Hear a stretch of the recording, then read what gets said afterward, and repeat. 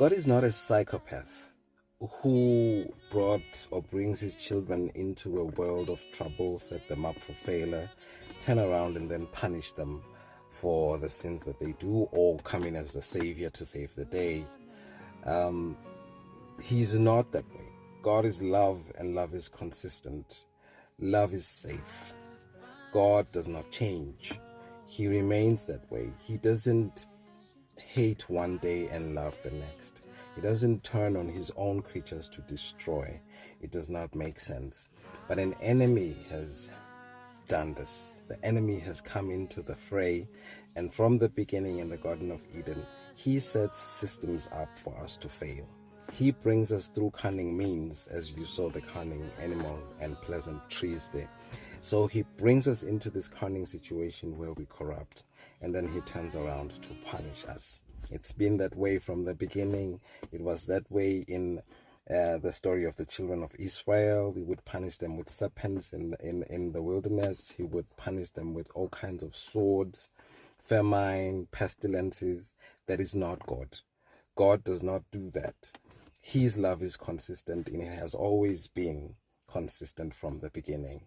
But the enemy is the one that destroys. He's the one that brings the troubles in our lives, and he will do the same in the end. God is not responsible for the fire, the hellfire. The enemy will turn on us if we don't see God as our salvation. God is calling out for us to be saved.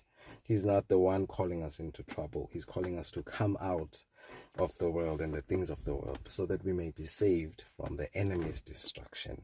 That is the way of love. But the Bible writes everything as if it's God, because God is also responsible. This is powerful. God does not divorce himself from the wrongdoings of his creatures. A sinner and Satan are all the same in the eyes of God. They all deserve mercy. Hence, the evil one has been there for centuries in the presence of God. Hence, we've been alive and kept alive because we have not been consumed by his mercy. We are saved. So God is consistent in his love. He is long-suffering. He's enduring so that we may all be saved at the end of the day. So he wants to save us from this trouble that the enemy is putting us into. The good and evil that we see in the world that always corrupts us and leaves us in trouble.